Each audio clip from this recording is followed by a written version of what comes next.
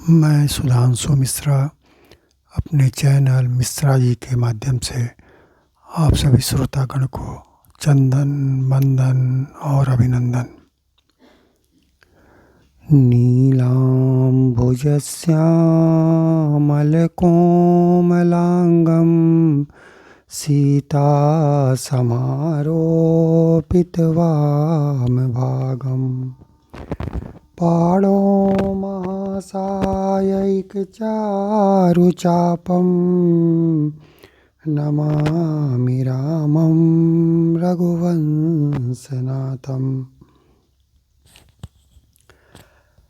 प्रिय श्रोतागण, क्या आप लोग बक्सर के पंचकोशी यात्रा के बारे में जानते हैं? चलिए इस पर हम लोग आज चर्चा करते हैं। एक पौराणिक कथा के अनुसार जब प्रभु श्री राम और लक्ष्मण भैया विश्वामित्र मुनि के साथ यज्ञ की रक्षा के लिए जा रहे थे, चूँकि उस समय मुनियों के यज्ञ संपन्न होने में राक्षस लोग अनेकों तरह की बाधाएं उत्पन्न किया करते थे। विशेष करके ताड़का, सुबाहु और मारीच प्रमुख थे, जो कि अनेकों तरह के उत्पात मचा करके ऋषियों के यज्ञ को सफल नहीं होने देते थे। इससे तंग आकर के विश्वामित्र मुनि राजा दशरथ से प्रभु श्री राम और लक्ष्मण भैया को अपने साथ ले गए ताकि वे राक्षसों का वध कर सकें और मुनियों का यज्ञ फलीभूत हो सके। विश्वामित्र मुनि जब प्रभु श्री राम और लखनलाल जी को लेकर जा रहे थे तो रास्ते में ताड़का मिले। मुनि के कहने पर प्रभु श्री राम ने ताड़का का वध किया और उसको मुक्ति भी दी। सुबाहु का भी वध किया। लेकिन प्रभु श्री राम के मन में हमेशा ये बात खटकते रहती थी कि मेरे बाण से एक नारी की हत्या किसी भी दृष्टिकोण से शोभनीय नहीं है। ताड़का का वध तो उन्होंने कर दिया, लेकिन नारी की हत्या का पाप उन पर लग गया। इसके लिए कालांतर में मुनि विश्वामित्र के साथ में लखनलाल जी को लेकर के बक्सर के पूरे 5 कोस के क्षेत्र में बसे अलग अलग 5 आश्रमों में मुनियों का आशीर्वाद लिए और उनका दिया हुआ प्रसाद खाए, जिससे कि इस पाप से उन्हें मुक्ति मिल सके।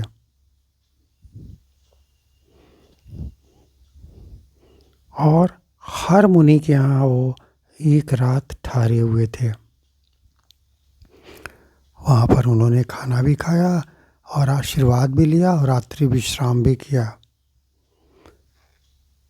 इसी 5 दिन के 5 कोस की यात्रा को बक्सर की पंचकोशी यात्रा के नाम से जाया जाता है। सबसे पहले वो गौतम ऋषि के आश्रम में गए और गौतम ऋषि से उन्होंने आशीर्वाद लिया। वहाँ यज्ञ हुआ, पूजा पाठ हुआ और रात में वहीं पर वो लोग विश्राम किए। विश्राम में के दौरान रात्रि में भोजन में गौतम ऋषि ने उन लोगों को पुआ और ठेकुआ खिलाया था। दूसरा दिन सुबह गौतम ऋषि से आशीर्वाद लेने के बाद विश्वामित्र सहित वो दोनों भाई नारद ऋषि के आश्रम में गए। वहाँ पर भी दोनों भाइयों ने नारद ऋषि से भरपूर आशीर्वाद लिया और वहाँ का भी प्रसाद खाया। वहाँ रात्रि विश्राम के दौरान नारद ऋषि ने उन्हें खिचड़ी खिलाई और उसी नारद ऋषि के नाम पर नदवा नामक जगह आज भी है, जो कि नदवा के नाम से जाना जाता है। तीसरे दिन सुबह वो लोग आशीर्वाद लेकर के भार्गव ऋषि के आश्रम में गए।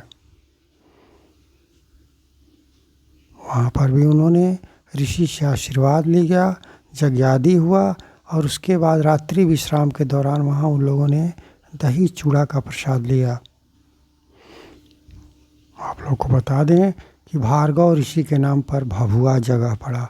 भभुआ जो शहर है वो भार्गव ऋषि के नाम पर ही पड़ा हुआ है, क्योंकि वहीं पर बहुत पहले प्राचीन युग में, त्रेता युग में, वहीं पर भार्गव ऋषि का आश्रम हुआ करता था और भार्गव ऋषि के नाम पर ही उस जगह का नाम भभुआ पड़ा। वहाँ से सुबह विदा लेकर के वो लोग चले और फिर चौथे दिन वो उदालक ऋषि के यहाँ पहुँचे। पहुँचने के बाद वहाँ पूजा पाठ यज्ञ वगैरह हुआ। उसके बाद उन्होंने उदालक ऋषि से आशीर्वाद लिया। आशीर्वाद लेने के बाद रात्रि विश्राम भी हुआ। आशीर्वाद लेने से, ऋषि के आशीर्वाद से श्री रामचंद्र जी के नारी हत्या के पाप से मुक्ति मिल रही थी, उनके पाप कट रहे थे। और इसी के लिए वो उस क्षेत्र में बसे हुए बक्सर में के आसपास और बक्सर में बसे हुए 5 कोस के क्षेत्र में 5 ऋषियों से उन्होंने आशीर्वाद लिया, जो कि ये सारे ऋषि बड़े उच्च कोटि के थे, ताकि इनसे आशीर्वाद लेकर के अपने पाप से मुक्ति पा सकें। उदालक ऋषि के नाम पर उन्नाव जो जगह है उदालक ऋषि के नाम पर ही पड़ा है। वहाँ पर रात्रि विश्राम के दौरान ऋषि ने उन लोग को सत्तू और मूली खिलाया। 5वां और अंतिम दिन वहाँ से विदाई हो लेने के बाद वो लोग अंत में विश्वामित्र मुनि के आश्रम में पहुँचे। जिस मुनि के साथ जा रहे थे उन्हीं मुनि के आश्रम में पहुँचे। इसे चरित्र वन के नाम से भी जाना जाता है। आज भी बक्सर में चरित्र वन में लिट्टी चोखा खाने की बहुत ही बड़ी मान्यता है और वहाँ प्रसिद्धि है इसकी। 5वें और अंतिम दिन विश्वामित्र मुनि के आश्रम में वो लोग पहुँचे और वहाँ पर मुनि ने उन लोग को लिट्टी चोखा खिलाया। और सारे कथा का वर्णन आपको वराह पुराण में भी मिलता है। और आज भी बक्सर में इस बात की मान्यता है कि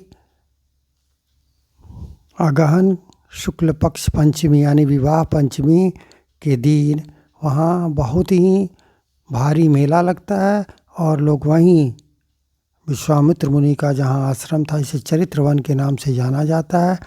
आज भी लोग वहाँ गोईठा पर लिट्टी सेक करके और लिट्टी और चोखा आज भी खाते हैं और भगवान को प्रसाद लगाते हैं। कहने का मतलब यहाँ ये है कि किसी भी भोज्य सामग्री को खराब नहीं मानना चाहिए। जिसे हम तुच्छ मानते हैं उस प्रसाद को खा करके, जिसको कि ऋषियों ने अपने हाथ से आशीर्वाद स्वरूप दिया था, इसको खाने के बाद प्रभु श्री राम का नारी हत्या का पाप कट गया। भोजन कैसा है ये महत्व नहीं रखता।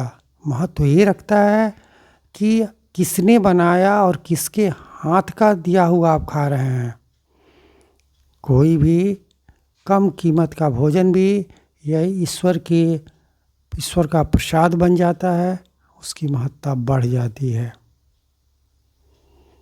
घर में नमक रोटी भी आप खाते हैं माँ के हाथ का बनाया हुआ, उसका जो महत्व है, आप जा कर के किसी होटल में 5,000 रुपये प्लेट भी खाएंगे, उसका न महत्व रहेगा न वो गरिमा रहेगी। कहने का तात्पर्य यही है कि कोई भी अन्नपूर्णा माँ का दिया हुआ प्रसाद है, उसे आप तुच्छ न समझें। जो भी उपलब्ध हो परिवार में, जो भी सामने आ जाए, उसको प्रेम पूर्वक ईश्वर का आशीर्वाद मान करके ग्रहण करें।